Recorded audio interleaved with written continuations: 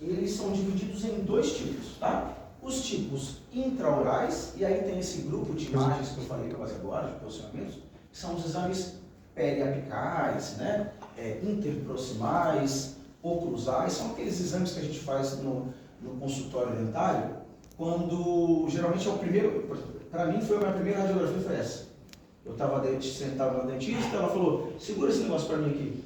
Aí apontou um canhão para mim, fez um monte aqui. Eu já sabia que era um raio-x, né? E ainda pensei, falei, cara, eu mal sabia que eu vou estudar raio-x. Né? Tá certo eu fazer raio-x? Ela fazer? Não era eu que tinha que fazer?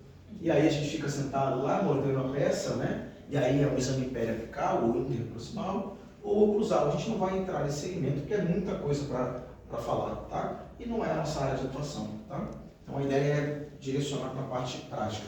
Então esses são exames intraorais.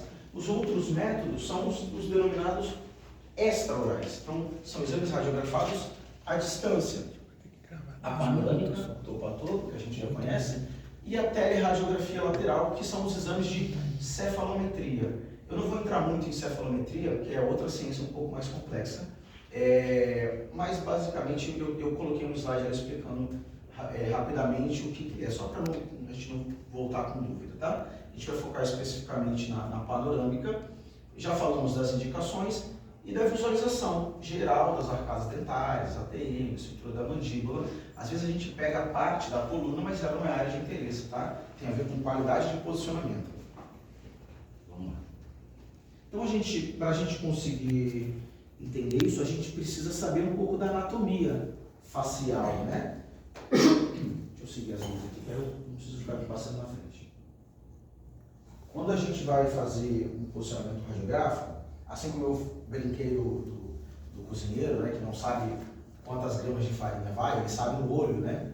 Quanto de farinha precisa, quanto de água precisa, quanto de tempero precisa. Ele não coloca lá uma colher de sopa, ele já sabe de cabeça. Assim também são os posicionamentos radiográficos hoje que a gente atua, né? A gente já estudou tanto que quando eu vou posicionar um paciente para fazer uma face, eu olho do lado do paciente, entorto a cabeça e pronto. A gente não fica repassando o protocolo. Paciente ortostático, plano médio sagital alinhado à linha central da estativa. A gente lembra disso, mas a gente já não faz mais. Não tem mais necessidade, né? A gente está indo com um segmento que é relativamente novo para a gente precisa relembrar esses pontos, tá? Então, novamente, imagem digital, tá? Se alguém parece a minha vizinha, reclamem com a inteligência artificial. Então eu coloquei ali as linhas que são importantes para a gente, como a gente atua. Na radiologia odontológica, bom, primeiro a gente relembra quem é essa Lyon, parece um nome francês ali, né?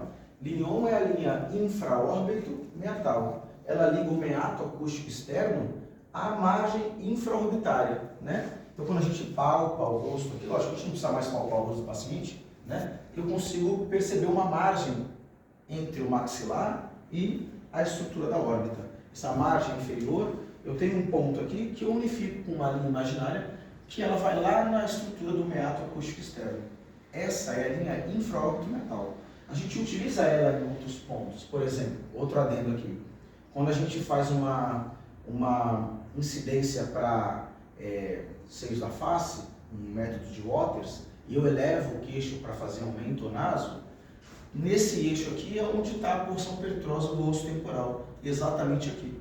Então quando essa paciente levanta o queixo, essa porção petrosa se projeta dentro da boca, né, na linha dos incisivos. E assim a literatura descreve como critério de qualidade para o método de Waters, né, aumento ou naso. Ou quando essa paciente abaixa o queixo, essa estrutura que está no mesmo eixo da Lyon, ela se projeta no terço inferior da órbita. E a gente tem o método de cauda para a face. É só para relembrar que a gente utiliza esses métodos ainda, tá? Meio igual um cozinheiro artesanal, mas é científico, tá? Meus amigos quando falam assim, o Bruno trabalha apertando um botão, eu falo, não, aperto dois. São dois botões, um preparo e um disparo, né? Só um botão só, né? Sacanagem. Então a gente tem a Lyon, que é essa linha importante que a gente atua. Para mim, é a linha mais importante do crânio, né? Existem outras. Na odontologia, ela recebe um outro nome, que aí só quem estudou lá atrás, leu os primeiros contragens, né? Versão 3, 2, né? Eu tenho a quarta, a sexta, a oitava e a nona, se eu não me engano. Coisa de quem gosta dessas loucuras da área. E aí eles apresentam a Lyon, ou outros autores também, como plano horizontal de Frankfurt, questão de concurso público, né? Só quem estudou já sabe que raio é plano horizontal de Frankfurt, é essa linha aí, tá? Então a gente tem ela como principal estrutura, onde ela vai trabalhar de forma horizontal, paralela ao solo, tá? Então, assim como eu mencionei, por exemplo, no método de Waters ou de Caldwell, que eu utilizo ela como referência, aqui eu vou pedir licença para fazer uma alusão aqui, onde eu elevo o queixo e projeto ela dentro do maxilar, abaixo da linha dos cílios para fazer o método de Waters, ou quando eu abaixo o queixo e utilizo ela para projetar a porção petrosa dentro da órbita, eu vou usar ela de forma com que ela fique paralela ao solo. Essa é a minha principal referência, tá? Lógico, eu também uso o plano médio sagital. Afinal de contas, se o paciente está torto, o exame deve dar errado, né?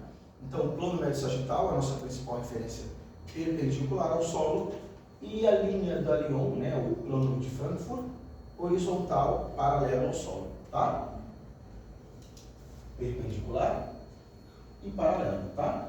A gente tem uma linha chamada de linha interpupilar. A gente utiliza essa linha de forma sensitiva também quando a gente faz um perfil do crânio, né? Ela que determina se quando eu faço o perfil do crânio, uma incidência, uma projeção lateral, se o ramo da mandíbula não vai ficar um para baixo e um para cima, né? Como a gente analisa? Uma linha imaginária entre as pupilas, de forma com que ela fique horizontal, acompanhando o sentido do raio, paralelo ao solo, né?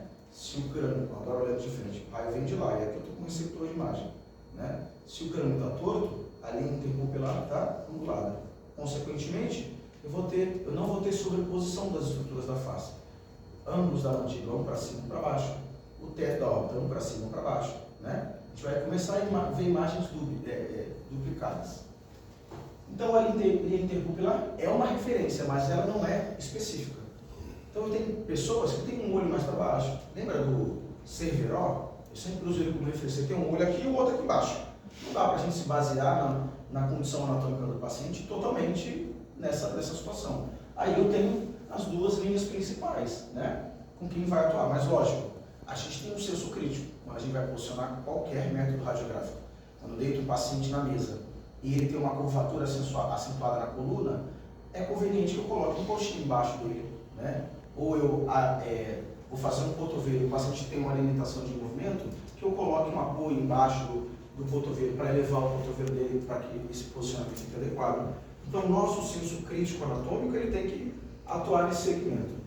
E por último, o plano médio coronal, que é a linha que divide entre anterior e posterior, né? Se o PMS, o plano médio sagital, divide entre direita e esquerda, o coronal é uma linha imaginária, que divide todo o corpo entre anterior e posterior. Tá, mas quando eu vou posicionar a estrutura da face, eu utilizo o plano médio coronal da face, tá? E não do corpo inteiro. Porque, de modo geral, a nossa face não está no mesmo plano geral. A gente precisa ajeitar o paciente. Ora um pouco para frente, ora um pouco para trás, tá? Então, a gente se baseia no plano médio coronal da estrutura da face. Ela também é uma referência de forma perpendicular ao solo. Tudo bem? Posso seguir? Falo pra caramba, né, gente? Já pode postar.